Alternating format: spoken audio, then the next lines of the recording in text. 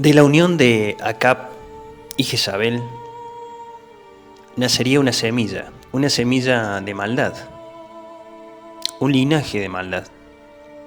Atalía, su hija, que contraería alianza, matrimonio con Joram, rey de Judá.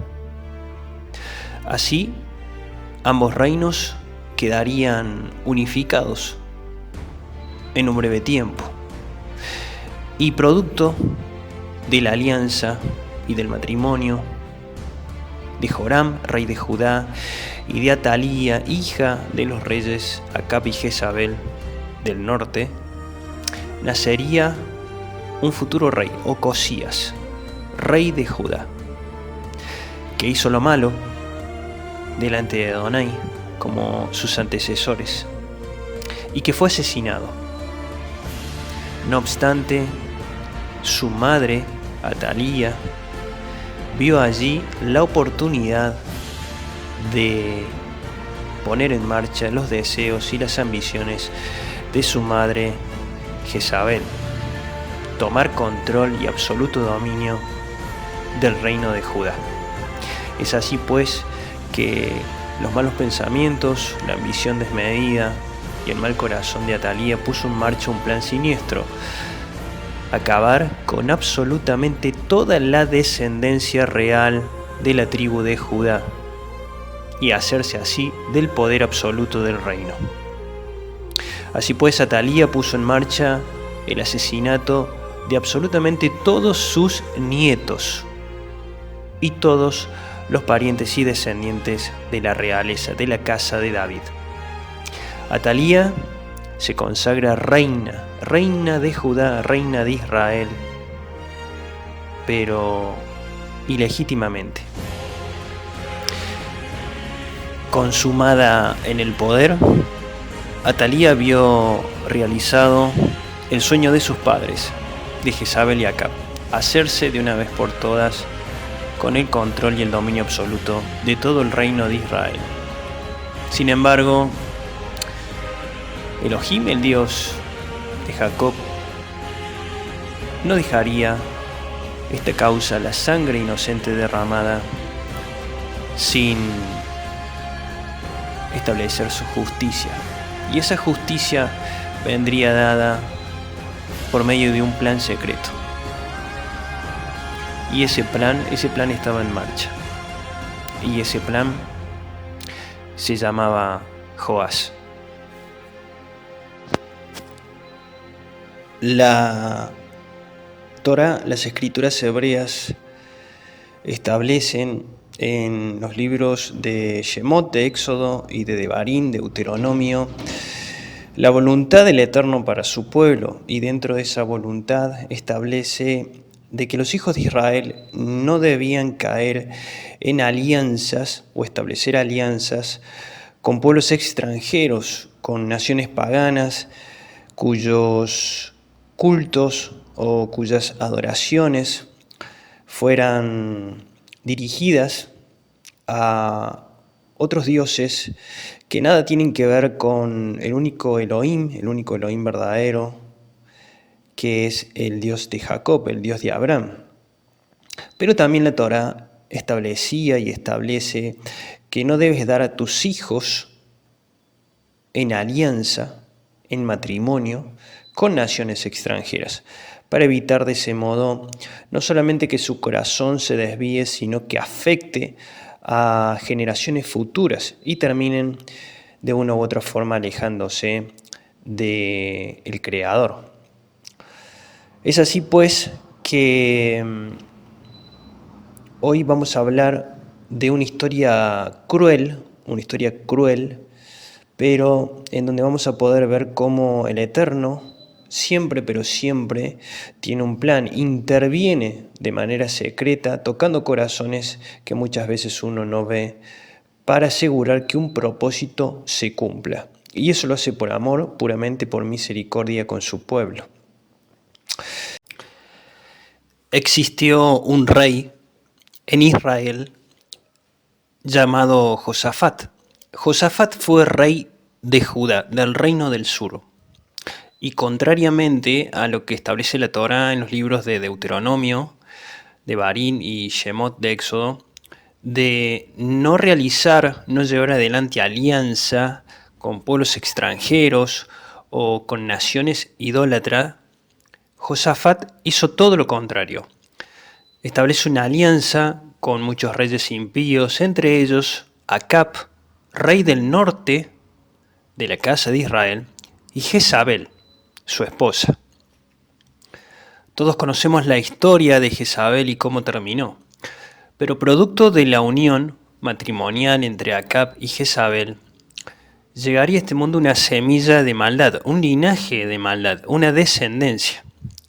Su hija Atalía.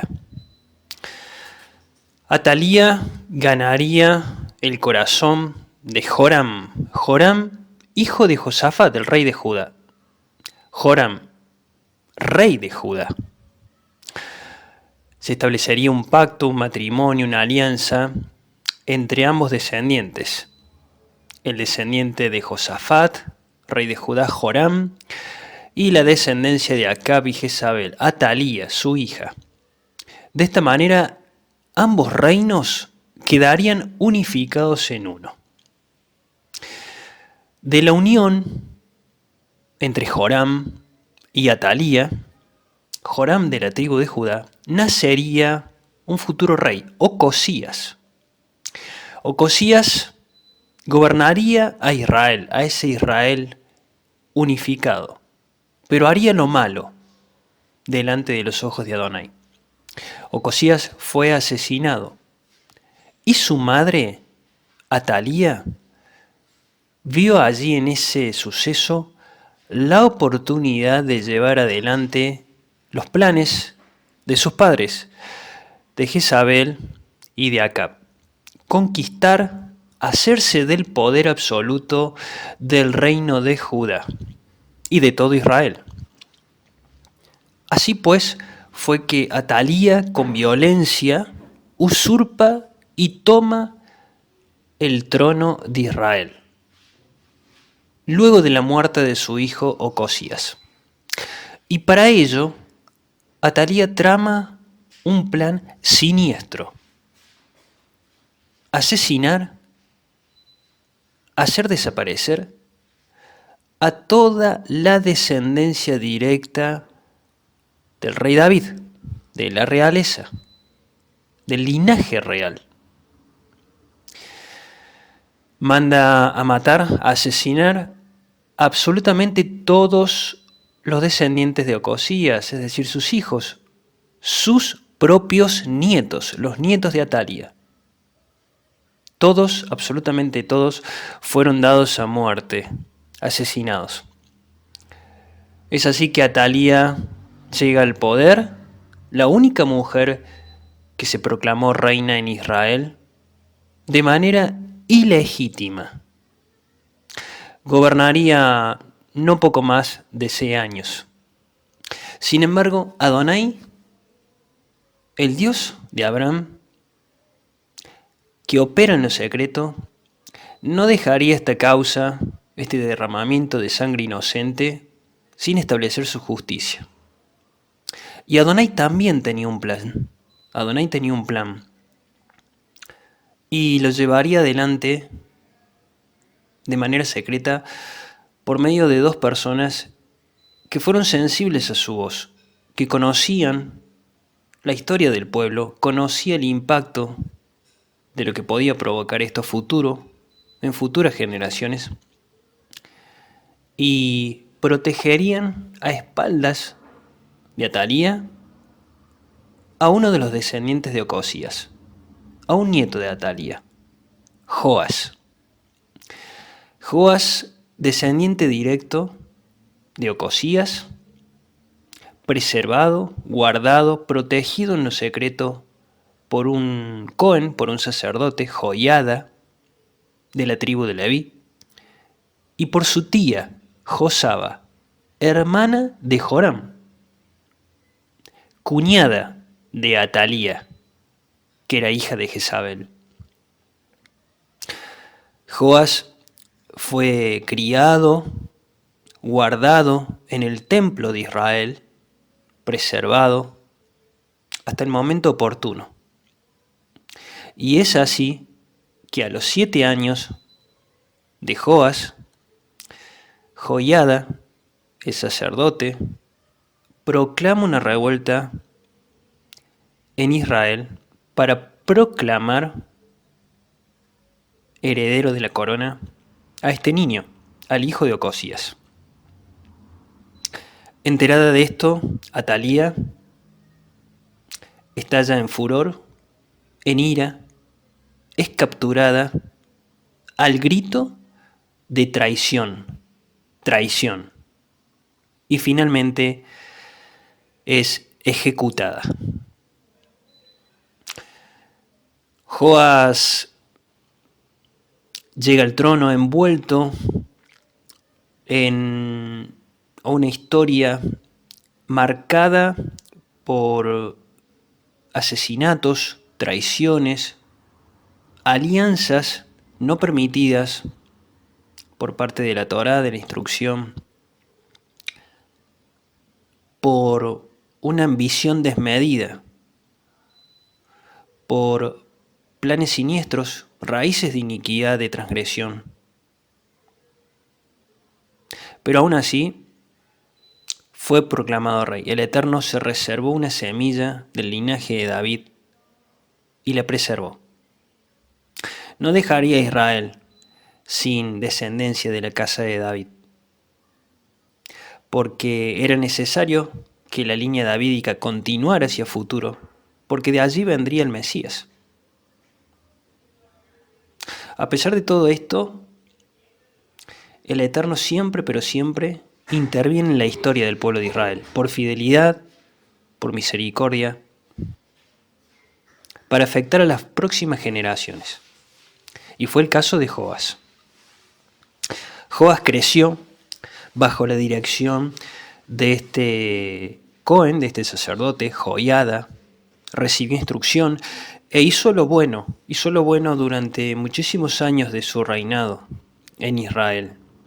Restableció el servicio en el templo, quitó la idolatría de todo Israel, los cultos a Baal y Astoret introducidos por Jezabel, por su abuela Atalía. Pero esto tan solamente duró un corto tiempo. Joiada, el sacerdote, su instructor, su consejero, su amigo, muere, fallece, y Joas se queda sin dirección. Comienza a escuchar, a pesar de haber sido instruido desde pequeño en la ley, en la Torá de Adonai, comienza a escuchar a voces diferentes, voces que no buscaban al Dios de Israel. Príncipes de Judá que lo influenciaron fácilmente y lo llevaron por caminos equivocados. Volvió a introducir la idolatría en Israel, en el templo. Y producto de esas transgresiones, el Eterno llevó adelante su corrección, su disciplina, y hubo consecuencias sobre la vida de Joas. Naciones enemigas tomaron control de Judá. Joas fue herido. Y se levantó un profeta, porque Adonai siempre envía profetas sobre su pueblo y sobre sus autoridades. Ese profeta se llamaba Zacarías. Zacarías era hijo de Joiada, hijo del sacerdote que lo rescató, lo guardó y lo preservó. Zacarías continuamente advirtió a Joas y lo llamó al arrepentimiento, a reencauzar el curso de sus decisiones. Pero Joas, de manera inaudita, de manera increíble, asesina a Zacarías, al hijo de aquel que le salvó la vida. Finalmente los siervos de Joas toman venganza y establecen la justicia, cobrándose la vida de Joás y asesinándolo. Reina en su lugar el hijo de Joás, Amasías, que también con el correr del tiempo haría lo malo delante de Adonai. A pesar de que toda esta historia está marcada por idolatría, por planes siniestros de frustrar la promesa mesiánica de acabar con toda la línea davídica de la cual vendría el futuro Mesías de Israel, Yeshua, el Eterno siempre interviene y siempre tiene un plan en lo secreto para preservar vida para su pueblo y asegurar a generaciones futuras una salida, un rescate. Así que podemos hacer varias lecturas en relación a esta historia, la historia de Joás. La historia de Joás nos deja varias lecturas que sería bueno prestarles atención. En primer lugar, que absolutamente nadie, ninguno de nosotros, conoce la mente de Adonai. Nadie puede conocer su mente, ¿sí? Pero tenemos que entender que Él se encuentra absolutamente bajo el control de todo propósito. A pesar de que estaba en marcha un plan siniestro de poner fin a algo que ya estaba predestinado, establecido, por ejemplo, de que la realeza debe venir de la tribu de Judá, a pesar de la ambición desmedida y de este plan de eliminar a toda realeza de la tribu de Judá, de la casa de David, el Eterno interviene, y muchas veces interviene de manera secreta, revelando solamente su propósito a sus siervos, a sus profetas, tal como lo hizo con el sacerdote Joiada y con su esposa Josaba, tía de Joás. El Eterno siempre tiene la última palabra y siempre aparta a una vida en particular por alguna razón que solamente Él conoce.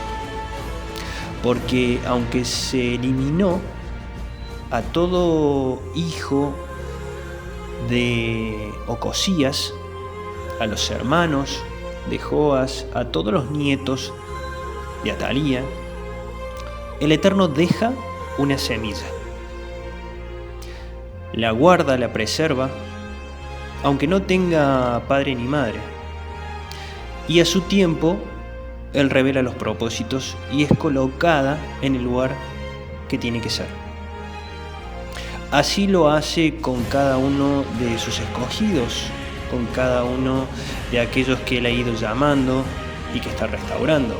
Por alguna razón que solamente Él conoce, Él te llamó y te apartó a ti, no a otras generaciones, para establecer un quiebre en lo espiritual, un quiebre en una raíz de iniquidad que se viene arrastrando a lo largo de todos tus antepasados y generaciones, tal como en el caso de Joás.